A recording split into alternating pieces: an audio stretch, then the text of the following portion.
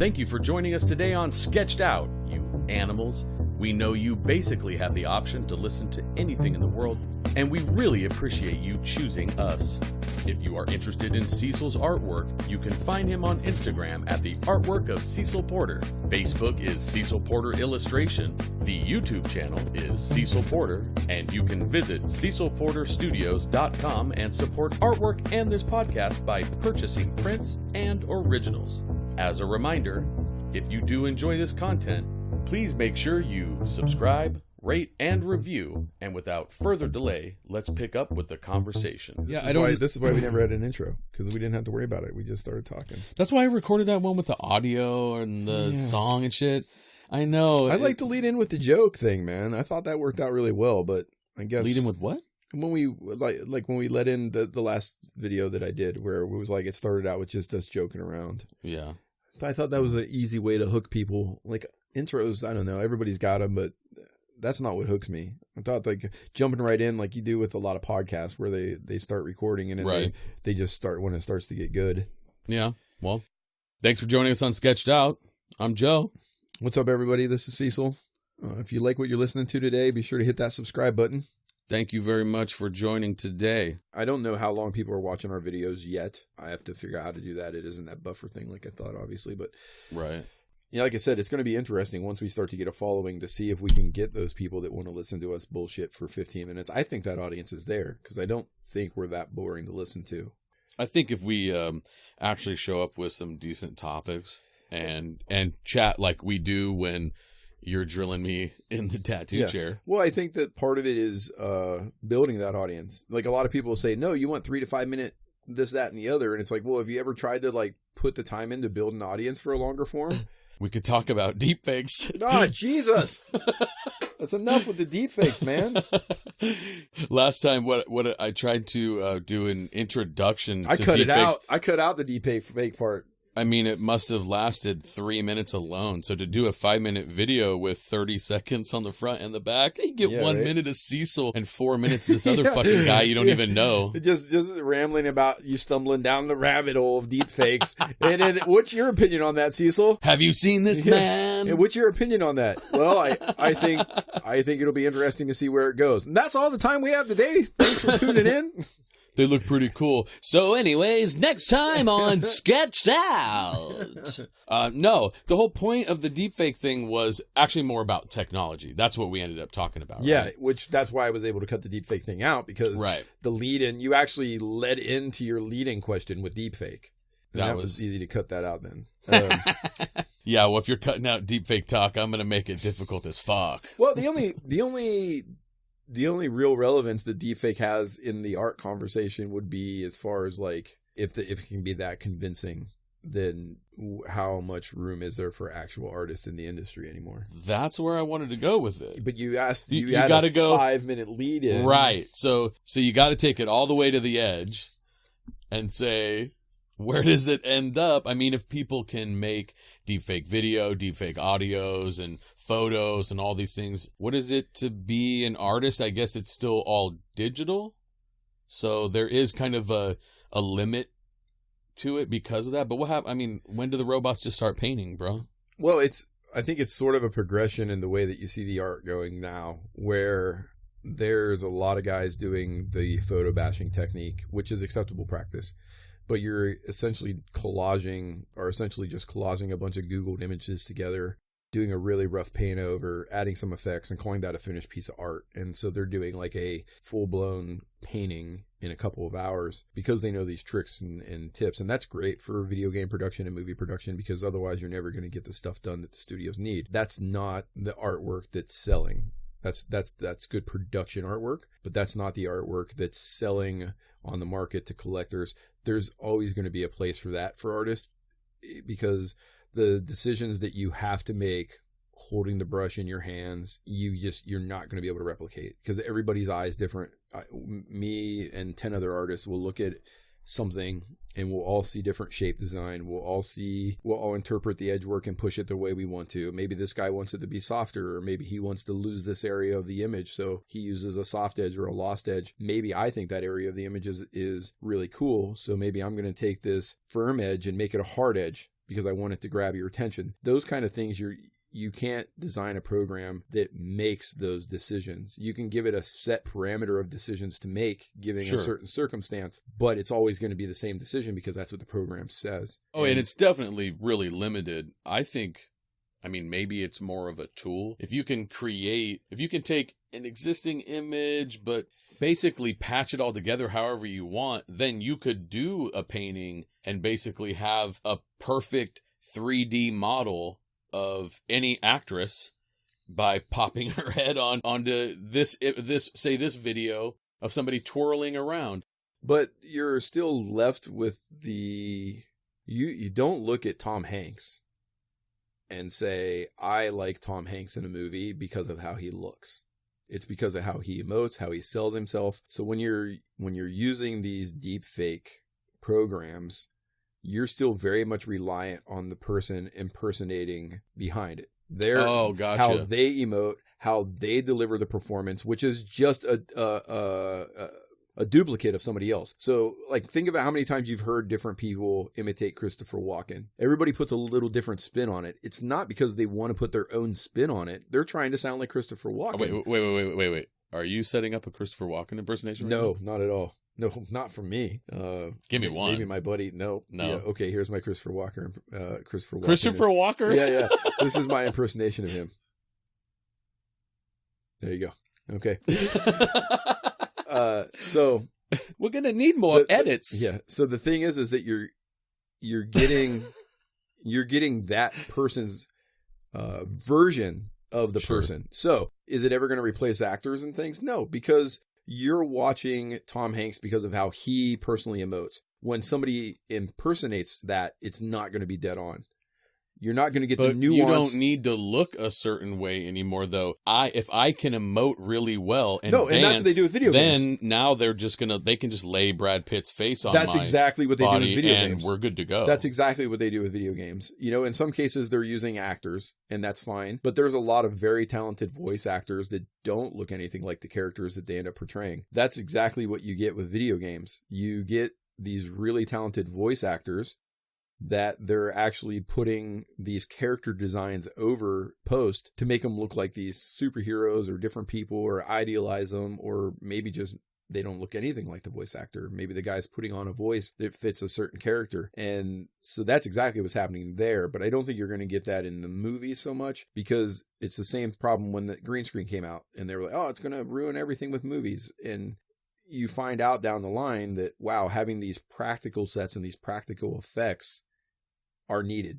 It's just another tool, right? So you can use it the wrong way and it can look like shit. Yeah. Or you can use it the right way when you're supposed to. Yeah, and it's not one way or the other. Usually you get your best results by combining the two. You know, when you look at another tool. Yeah, when you look at, like, say, the original Jurassic Park, why are its effects still superior to the current Jurassic Park? Because it was a good blend of practical and digital effects. It wasn't solely reliant on one or the other. And that's, Guillermo del Toro does that great when he does his movies. Fantastic. It's a blend of both, and it looks amazing. And that's where I think you're going to get your best results. And there will be a place for that in art, but I don't think it's going to end up being in the collectability market. I think it's going to be more production.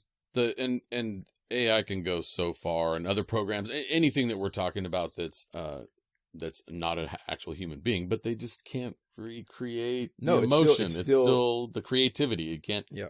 It's kind of there's the ledge that you can't go past with it. Yeah. Maybe you can dissect an artist's technique, and I don't even know if this is possible in my opinion, but I'm limited on my knowledge with computers, but maybe you can get some specialist in there who can dissect an artist's technique, and they can make a program out of that technique, but then you're stuck to those parameters of that program. He can never get older, and his wife died in a car crash, and it changes the way he does art for the rest of his life, and does something completely different, inspired by something totally different. You're being so formulaic about it that you're never going to get that nuance that those, as Bob Ross would say, those happy little accidents where pain. Yeah. But even the happy little accidents where you happen to pull the brush a different way, and that thing that happened by accident looks really cool, and now that's part of your repertoire. you're not going to get that because the computer isn't going to do that. The computer's going to do the same thing time and time again. You're still, if you're doing digital, you're still left with pushing around pixels. There is no such thing as a mistake. Has that actually happened to you before? Oh, all the time. Yeah. Where every day. You did something wrong and then it ended up becoming like Every part day. of your style. Every day. Happens? Every day. Yeah. Yeah. When did it happen last time? Oh, last night. Oh, really? Yeah. Oh, yeah. Yeah. What are you working on? Just one of the pieces for the card game, and it's just this. Any hint? Any sneak peek? Well, it's a sneak listen. It's a support card. So, you know, in the game, you have your character cards. They're the ones that go to battle for you. You have your equipment cards. You have your ally cards, your chance cards, which are friend or foe cards. You don't know if the guy's a friend or a foe until you flip. And then the equipment cards, they're support cards, which aren't necessarily equipment. They're people who can help you. And so one of the ones I'm working on is this lady who's a support card. And I was doing something different with the arm. I wanted to achieve an effect and didn't know how to do it. So I just started experimenting. And experimenting with what? Just oil paints and just different ways to pull the brush and push the brush and literally push the brush like into the canvas, which will ruin the brush. But I wanted to see what effects I would get. Did you ruin an inexpensive brush doing it? No, I don't really buy that many expensive brushes. I buy some Treacle brushes now, but one thing is I've learned over the years is that I am the brush destroyer. I can't go out and buy these $200 brushes because I'm going to destroy them within a painting or two. Because I've got this kind of mentality of like, I'm not really... There are people who will be like, I've had this brush for 15 years. And I'm like, awesome. I had this brush today and I fucking trashed it on this painting and the painting looked really cool. And I don't know where the fuck that brush is. Yeah. So I would rather get the effect that I'm trying to get and destroy the brush than worry about, but I'm not a fine artist. You know, I'm just trying to achieve an effect. And if it means grabbing it, you know, ice pick style and slamming it into the board, I'm going to do that. If it looks cool, I'm good. Yeah, that's it, man. Cool over correct. You know? That's the other name. That's the name of the other podcast you're going to do. Cool over correct, where you're going to do actual art instruction. Yeah. Well, I'll deconstruction. I'll give you my first art instruction right now, man. When in doubt, black it out. If I can't get the effect I want, then guess what? That area is in shadow. That's right. Darkness prevails. Yeah. Briskly, I would do that. For pizza? Oh, hell yeah. I don't know. I'm kind of burned out on pizza, I think. I don't think I could be burned out on pizza. Although I did like that spicy chicken pizza I got. See? It'll always keep you coming back, man. It'll always keep you coming back. I mean, if I did have to pick a food, I'm obviously going to pick pizza because it has too many options to not pick. You could do pineapple if you're feeling I'm getting a Supreme. festive. I'm getting a Supreme pizza. I'll never have to eat anything ever again. There's one at the pizza place we found just recently called Jersey Girl. And their pizza is called the T-Rex. And it's because it's just a carnivore's pizza, baby. It's everything. That's funny. I went to my buddy's house in Jersey earlier in the year, and that was the very first thing I had to do. It was like, first of all, do you have weed? Where's the best pizza? Where do I get bagels? You know, it's like every fat kid thing to do. When I showed up, I needed to buy some Jordans. I went and ate as much like bread as humanly possible that I could get my hands on. I'm glad everybody's all sketched out on gluten and stuff right now, because I feel like there's just so many options for bread because nobody wants it. I don't know though. I think bread's going to make a comeback. Everything seems to be, you know, everything went really healthy. And then look, Trump, okay? Can I just say Trump? People are moving back to, you know, it's all about being fat shamed, right? I saw it on the news last night. Yeah. There was a whole thing about it. And I'm not even saying like that there aren't people that fat shame, but guess what? I've been fat shamed too. And I absolutely needed to be shamed. Yeah. You know? I mean, when people will say to me, you know, when I pick on myself for being fat, or other people will make comments, my friends and stuff, doesn't that offend you? No, like I don't know I'm fat. Like, if it's funny, it's funny. I don't really care. If you're calling me fat because you're an asshole, well, then anything you said to me as an asshole is going to offend me. But if you're calling me fat and it's funny, then I'm probably going to laugh at it because it's funny. Right. Is it funny? If it's funny, it's funny. Yeah. Yeah. Like, if somebody thinks that I'm stupid enough to not know I weigh 300 pounds and not understand what 300 pounds looks like, well, then the joke's on them, not me. Right. Yeah, I tell people all the time, you don't think I know what's going on all around here in this face area of mine? I get it. God bless you for still being here. Yeah. So I get it. I'm trying to do my best. That's why I'm going to try to be funny. I'll try to articulate well if I can. Maybe I can be helpful because I damn sure am not going to be on the cover of a magazine. No, I tell people all the time when they'll be like, you have the beard, you wear the hat, the whole nine. And I'll be like, because the more of this I cover, the better off I am. I feel the same way, yeah. One of the things I do love about Portland is the prevalence of the beard. I mean, I can go do anything in Portland. Nobody ever know who I am or what. I'm basically anonymous. Yeah, I had a much bigger beard when I was in California. But the thing is that, especially in Southern California, man, that's like wearing a sweater on your face. Yeah, San Diego's a different. It gets miserable to have all that hair on your face, and I moved back up here and I shaved it, and I'm kind of like, wow, I kind of miss that hair. It kept me warm. Yeah, but now it's like fucking 1,000,000 degrees outside, dude. Yeah, no, we when we got up here for the first 2 or 3 weeks that we were up here, it was a solid 15 degrees warmer here than it was in California. Yeah, it was like yeah. I'd look at the what weather. What am I paying for? Yeah, I'd look at the weather and it would be like 74 in California. And it was 89 to 95 up here. I'm like, what is going on? See, this is what happens like the first episode, man. This is how it was on the first episode. You're like, I don't want to be that structured. This is what happens when there's no structure. Well, here, let's, I had a real generic. What was your topic? You never even asked it. You've been, so you've been in the game now and doing art for how many years? 23. Okay. You have to be. In some way, shape, or form, you get burnt out on things. Yeah. Right? Oh, yeah. Okay, but what about the other side? So when's the last time, I'm thinking of something right now in my head, but when's the last time that you really you watched a show or a movie, or you went and saw some art, or you read a graphic novel or something, and you were super inspired by that piece? Man, I'm honestly, like anything Guillermo does, I watch anything of his, I'm just like, I want to create. Really? Yeah. When was the last time you were really inspired by something that you hated? Can you think of one of those? Yeah. I don't know. Hate is strong. It did have its moments. Okay. How about this? Something that you really enjoyed the art, but you walked out just scratching your head, or it just didn't make sense, or, Yeah. Well, it was that movie, Luc Besson movie, the Valerian in the City of 1,000 Planets. Oh, right. Yeah. Oh, yes. Yeah. I do remember that movie. Visually, you see so many different costumes and effects, and all the aliens are so well thought out. And you even see their environments, because as they're jumping through walls, it's like a whole nother environment for each species of aliens living in this place. And it was just eye candy to me, man. And my buddy that went to see it with me, he's just like, this has your imagination machine cranking, doesn't it? It did every single scene. I just loved everything about that, and it was great world building, but the movie was not well done. I mean, as far as like story wise, it felt like a rehash of The Fifth Element, and quite a bit, not in a good way. Well, it was the movie he wanted to make. When he couldn't make that, he made The Fifth Element. So it was just, he kind of borrowed a lot from what he planned, from what I understand. He borrowed a lot from what he planned on doing with The Fifth Element in that movie, and it became The Fifth Element. Especially in the theaters, I just could not believe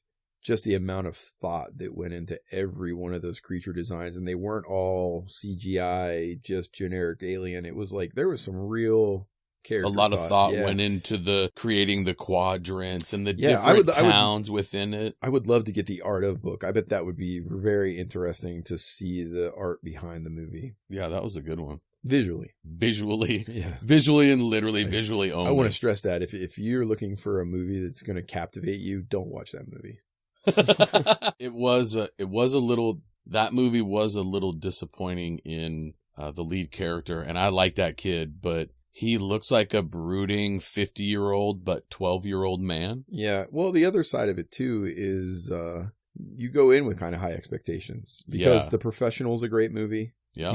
Taken is entertaining. And the previews for that movie, what you saw. Yeah, well, they really grabbed you with all those colors, because that was the thing. Like, if you could take my mind and make that a movie color-wise, that was that movie. So I love, if you could take my mind and make it a movie, it'd be this shitty movie I didn't like, but the colors were fantastic. I mean, that's the story of my art, baby.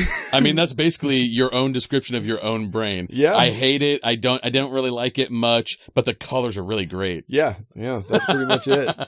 It's like my entire art catalog. I try to make it all candy. It's that's not good. You need to have a balanced diet. I don't understand balance, so I'm just like, hey, here's a bunch of candy. Yeah, here's kids. 20 cupcakes. Yep. What, you don't like cupcakes, Yeah. pussy? You aren't going to get the best results out of cupcakes, But they taste good and they're pretty. Man, that's unfortunately, I think that's just my wheelhouse. That's just where I feel comfortable when I have fun. But I know what I'm bringing to the table. I'm not going to sugarcoat that, pun intended. So then, yeah, that is interesting though. So do you still need to punch it down sometimes, you think? I do, yeah. And even when I punch it down, it's never what I'm aiming for. I just don't think my brain processes it like that. I think the most sedated it's been was when I first started oil painting, and it was more because of my lack of confidence with the medium that naturally sedated it. Because I mean, let's be honest here. If you're painting a portrait of somebody or tattooing a portrait of somebody, it doesn't matter. And your color gamut is black, dark brown, light brown, peach tan, and white. That's a lot less thought, and I can concentrate more on the medium. Right.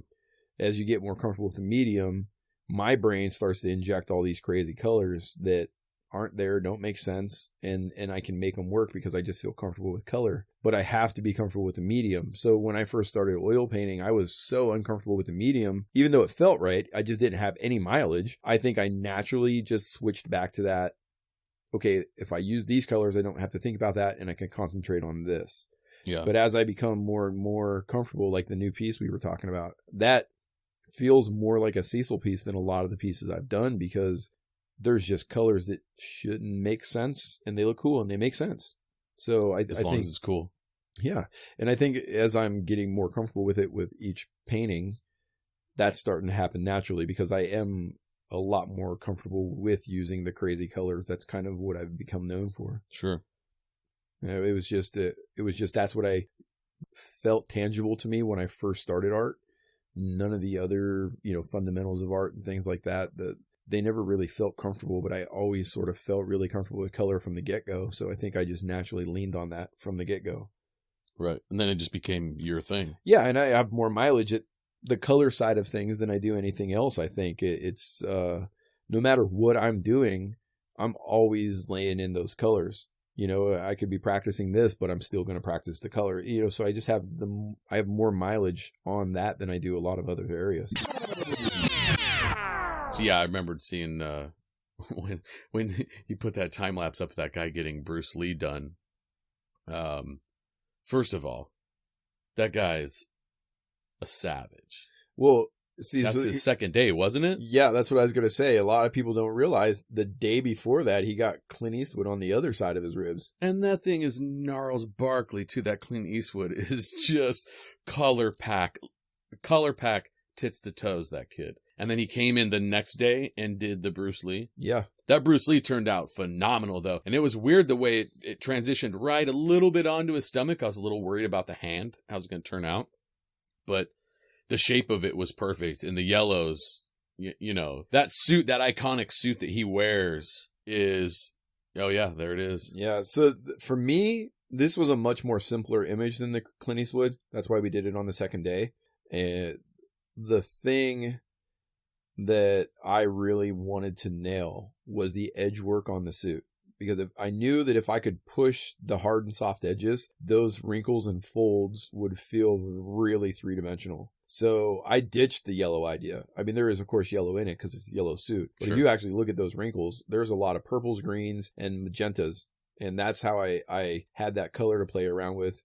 And then between that and manipulating those edges, that's really why those wrinkles, you can, they feel like you could wrap your hand around them. Yeah, they look, the folds turned out so nice. Yeah, the hard thing for me, honestly, was nailing the likeness. Man, it's so small. It doesn't look small on the video, but that face is so small that if you screw up one edge or you don't, turn a plane right, it no longer looks like him. And it was just like, push it a little bit. That's not him yet. Push it a little bit. That's not him yet. And then I just hit that one spot and I was like, that's it. That's him. That's where we're done, Too far, Jackie Chan. Yeah. Shit. And that's where it got a little bit more difficult, because I still wanted to use the crazy colors in his face. So there's a lot more, greens and reds in his face than there is actual like skin tone. But you really kind of stretch yourself thin. Like, how can I lay in this swath of green and still make it look like skin tone and still make it look like him when the whole head is an inch tall? Right. You know? Man, I can't believe he did that Clint Eastwood the day before that too. Yeah. The Clint, there's so much shadowing and stuff in it that I was able to bullshit in a lot of the details. I didn't have to be 100% true to the reference as long as the values were right. So there was some stuff I was able to cut out, but yeah, it wasn't the easiest. That's why we did it first, when his body was still feeling pretty fresh. So the Clint Eastwood, though, is a little bit different than the Bruce Lee, though. It wasn't as much detail. Were you able to... Well, there's more detail in the Clint, but the detail is superficial. It just has to be detail. It doesn't have to be specific detail in a lot of cases. Mm-hmm. Where with the Bruce, those details had to be in the right place and interpreted the right way, or pushed the right way. Because obviously the reference is garbage, right? It's an old movie. It's not good resolution. And it's iconic. It's the worst of both worlds, right? Yeah. It's the worst reference to start with, and everybody knows what it looks like. Yeah. So for me, it was more about being able to read the information that was in the reference and then push it as far as I could to basically make it better than the reference. And that's why maybe reading something that kind of looked like a firm edge, but then making it a really hard edge, or reading something that sort of looked like a soft edge, but then just making it a lost edge. It was really important to really sell that. Where with the Clint, there's so many strong blacks, and wrinkles can be kind of generic, right? You look at the way the patterns start. If you're talking an elbow, they're going to be all kind of come together in that elbow and sort of like go out in like a V shape from that. So I didn't have to be dead on to the reference. Okay, a wrinkle it goes from here to there. As long as I got it in the vicinity of that, it works. So, nobody's the wiser. Yes. Nobody's going to go, that wrinkle's not. Just like with hair. No, I just kind of do like, okay, this is the hair mass. And then I just make it up. And people always be like, your hair looks so good on your tattoos. And the reason why is because I don't try to make it look like the reference. You just go, okay, well, the part's here and it waves this way and da-da-da. And then I just do it from there. It doesn't have to be dead on. Everybody's so particular about trying to make it dead on. Why? Nobody's going to go, that hair strand's not in the right place. Use that as one of those areas where you can have some freedom to create a nice organic flow that complements the piece, not necessarily trying to nail every little thing that's there. And there are exceptions, like you wouldn't want to screw up Marilyn Monroe. You wouldn't want to go too crazy with her hair. That's kind of iconic for her, but right. In a lot of cases, the hair is not something you need to worry about. Well, like you said, though, it's pretty specific to her that exactly. Marilyn Yeah, Monroe she's coif. the exception. She's the exception for sure. Right.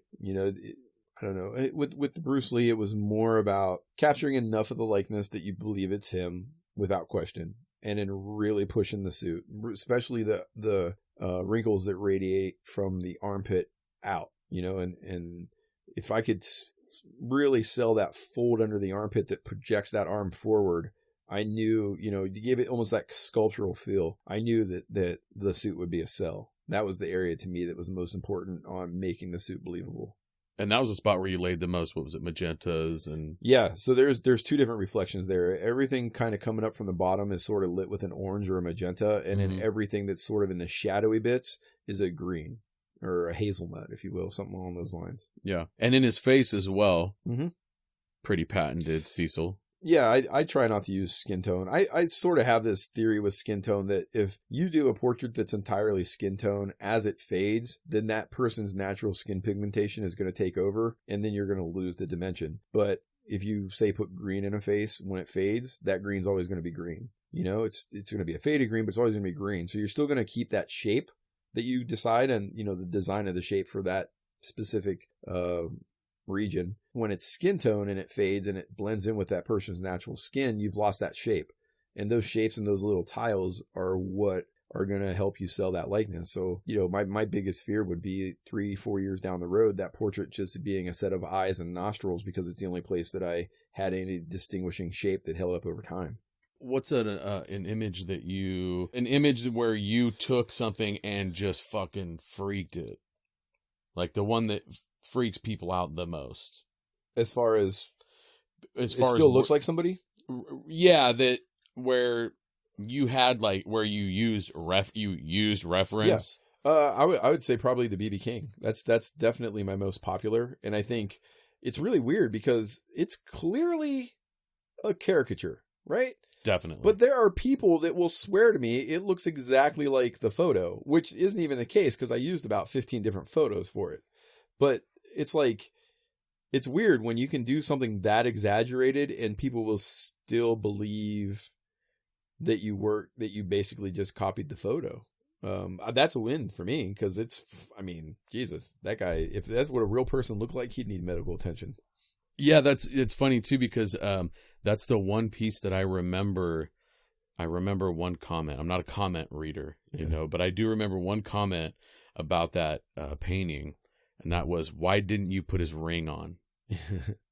That was that one. It's the one comment I remember about that painting, and it was about the ring. And I just remember being so blown away by that piece when you were doing it. Remember, this is when you were just you went head deep into caricature art, and that it changed kind of your path. Yeah, it did. Quite a bit. Yeah, I think because, I'd always drawn caricatures ever since I was a little kid, because my first kind of introduction to illustrative art for me was Mad Magazine. And so right away I was looking at guys like Mort Drucker and stuff and just being like, I want to do that. And it's always been fun. As soon as it became a job, it stopped being fun. And that's when I realized, like, this is not going to be the path I take, even though I got pretty popular off it pretty quick. That BB King piece was for the BB King Museum. The thing is that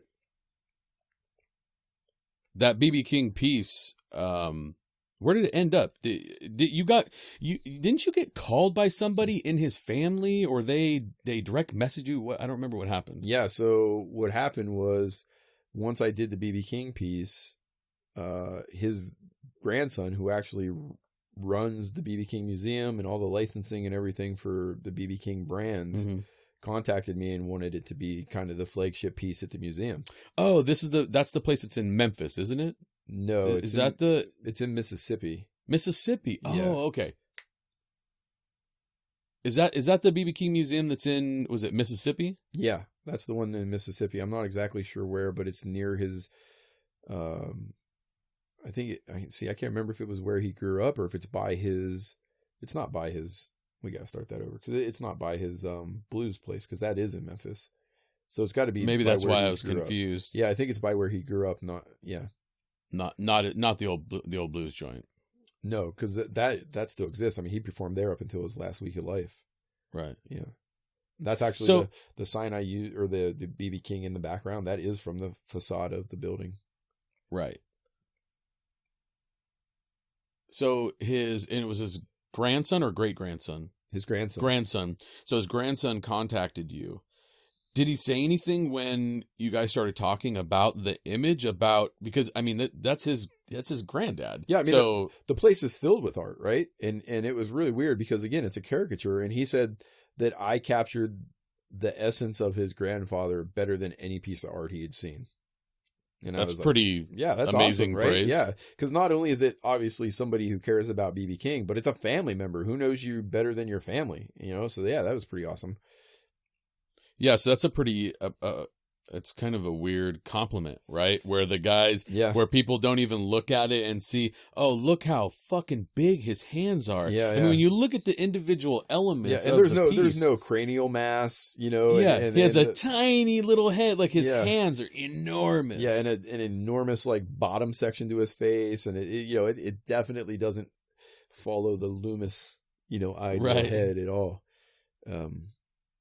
With the BB King, then, you really, really went off reference with that. Yeah, like I said, I had about 15, I think, reference photos, and just sort of picked and choosed. And also having a lot of those reference photos kind of helps you capture, you start to see repeating patterns. Like, oh, this is when he's really feeling it. This is what he does. And then I'll take that and just push it.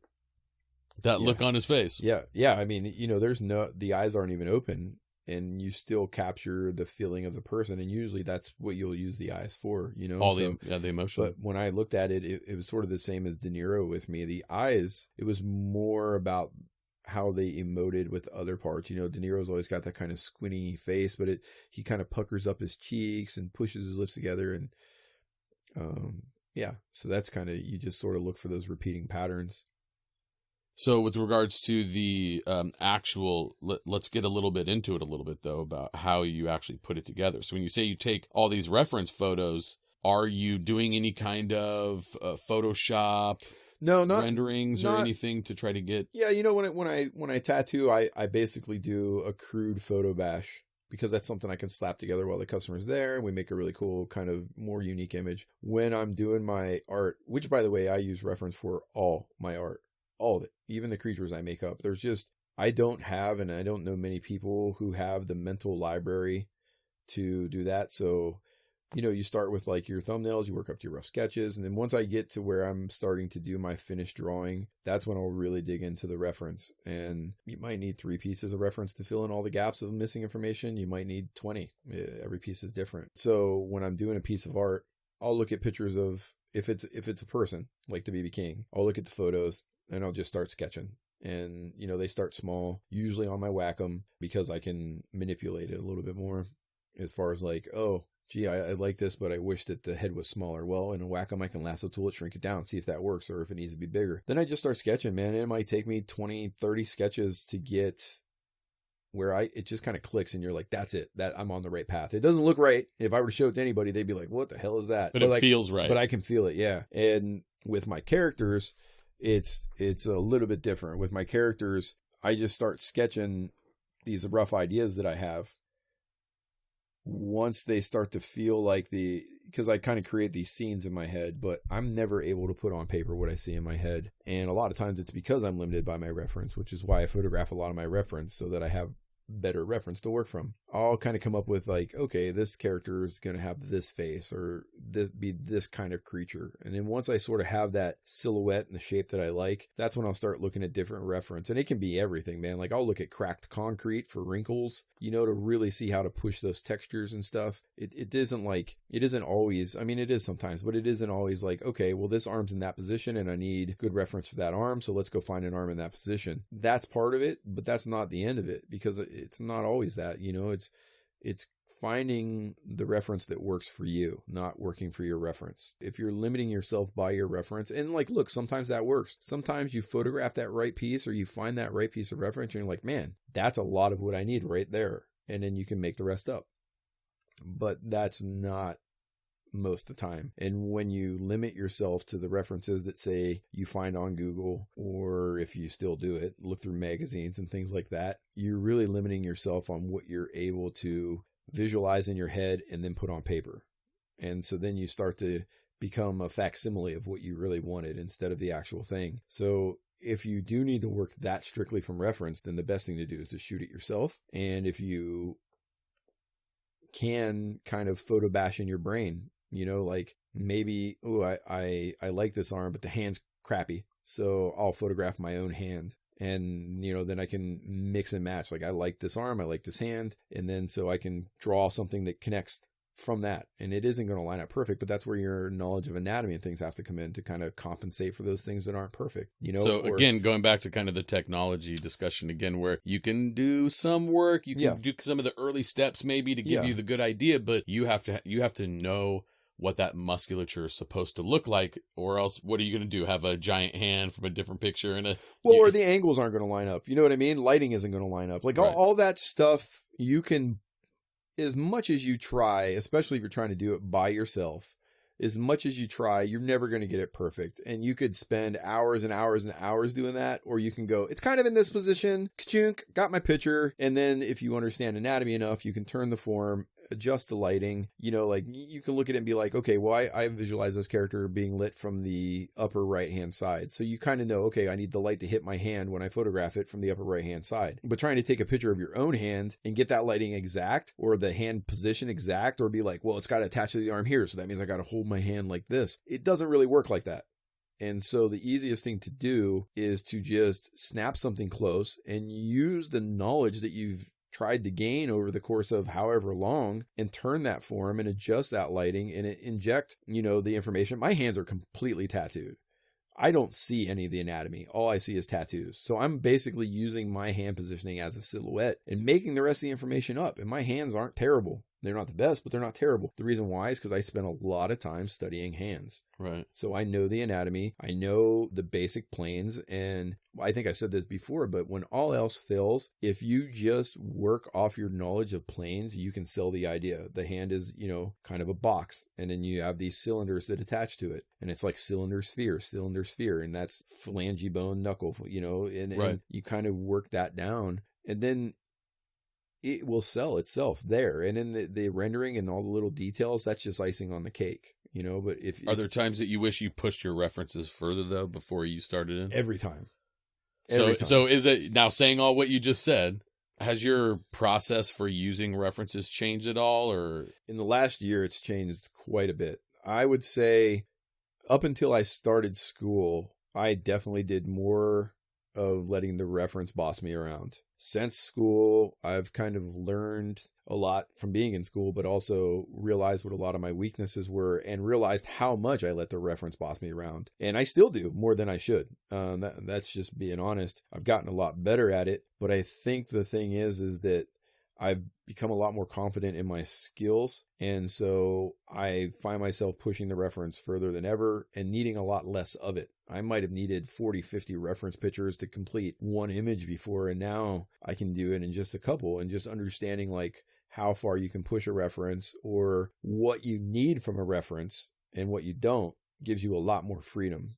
So is it if somebody's a master and they can draw without reference, they're really just drawing from all the references they've seen before. Yeah, they built that library, but there's not many people who do a realistic style who can do that at all. Yeah, it's really tough. Yeah, and I mean, I've heard of a couple people, and I've never seen it with my own eyes, and I've seen some pretty damn convincing stuff, but it's usually more environmental.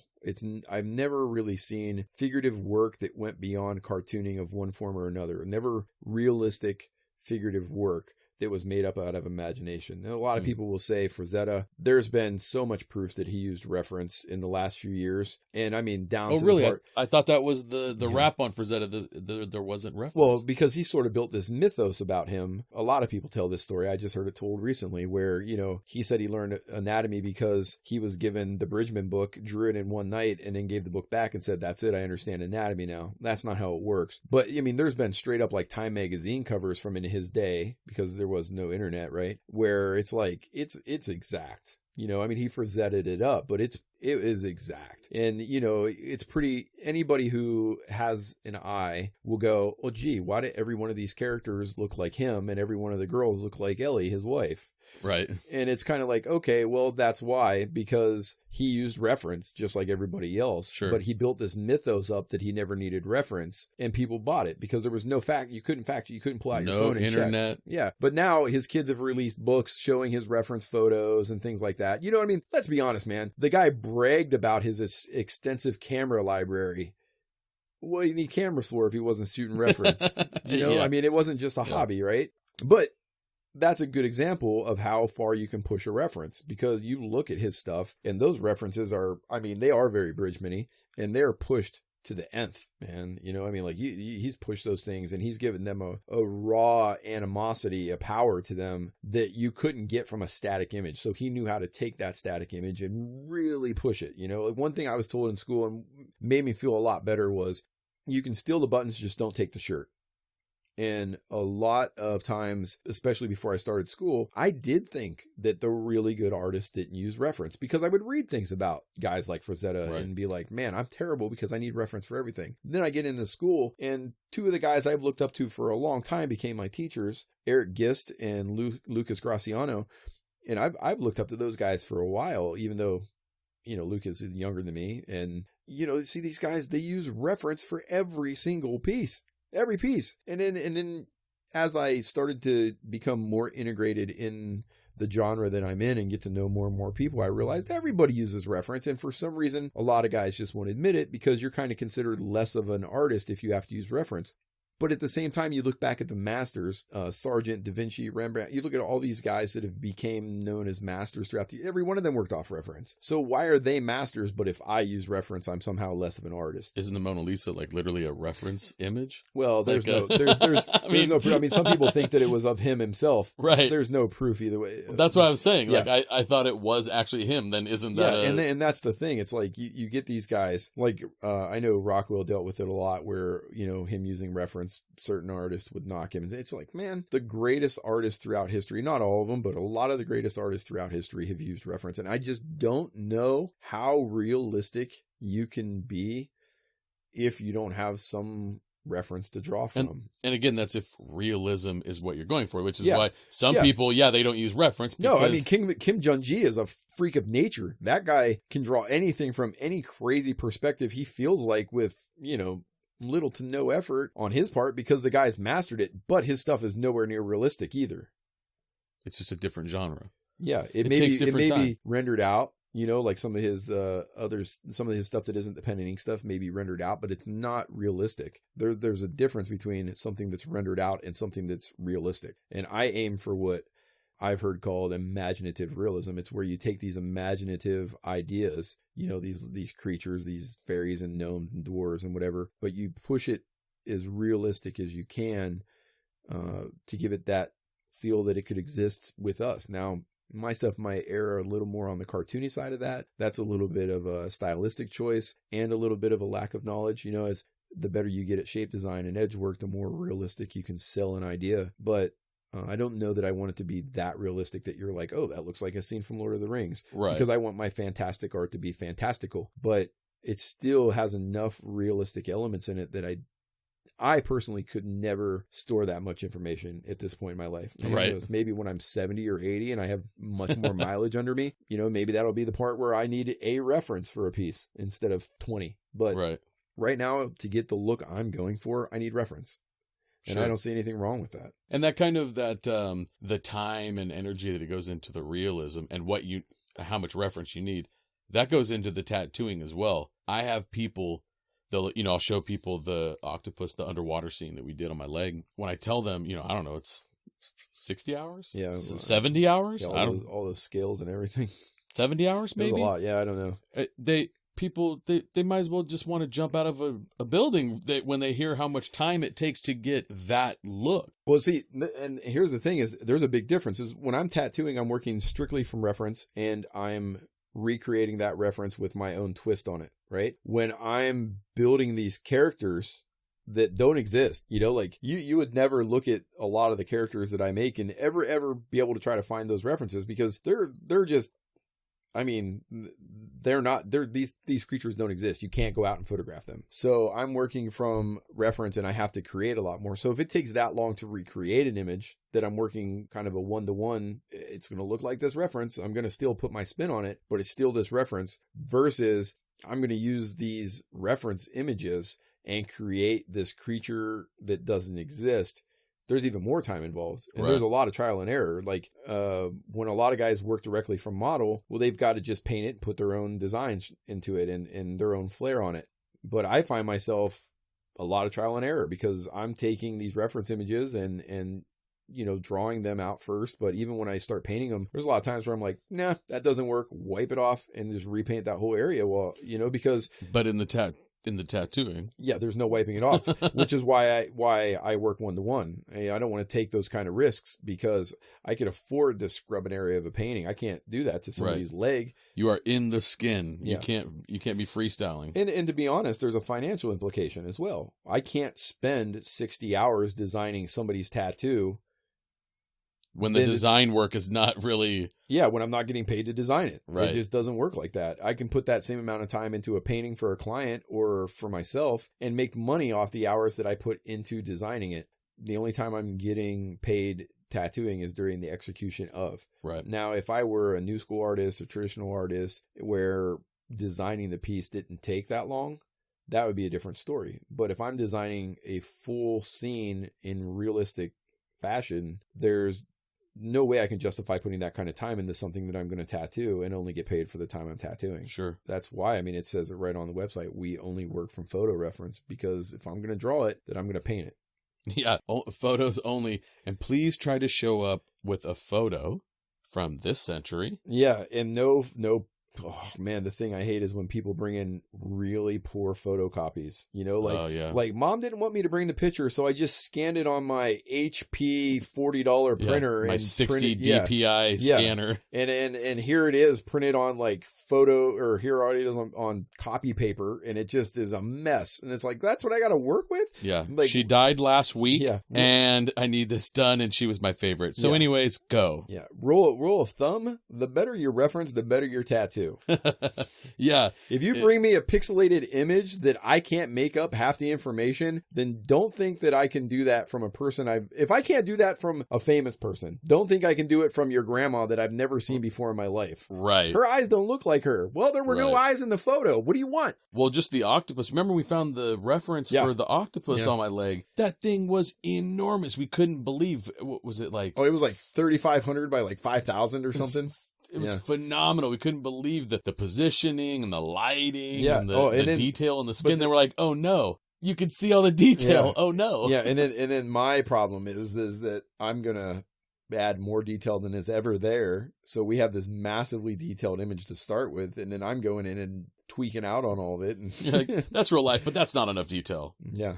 I want to make these scales look like they're like dried sand, muddy sand, and they're just flaking off. That's not what's really happening. Yeah, but that's what I'm going to do. Yeah, but that's what I want. I thought the octopus tattoo was never going to end. Yeah. Oh, I remember there was times we were working on those scales and we get like a 3x3 section done in like 4 hours. Yeah, I would spend more time just trying to go get food. Yeah. Well, and then it kept growing. Right. You know, like, let's add this to the background. Ooh, let's do a plane too. Ooh, let's do this. Ooh, let's do that. And it was like, it became 3 times the size it was going to be. Yeah. Yeah. It was going to be just an animal. And then it became an entire underwater scene with the helmet and the I should probably clarify that, the diving helmet. Yeah. The helmet was really cool though. I like how that turned out. Was it Mark 3? Mark 3? Was it 3? I think it was 3. Okay. I don't know. But it was just a cool element to add to it, and to be able to have like the octopus look like he's going in and behind it. And right. Cool.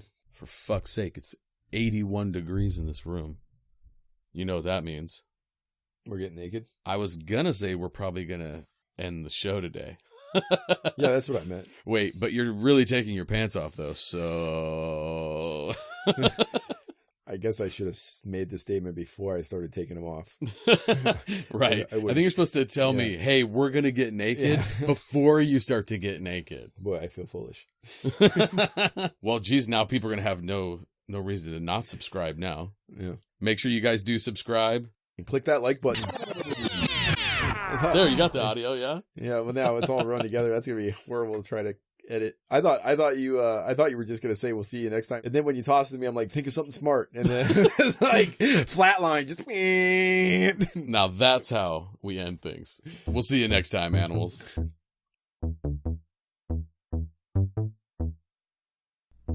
Join us next week on Sketched Out as we continue our discussion about nothing important.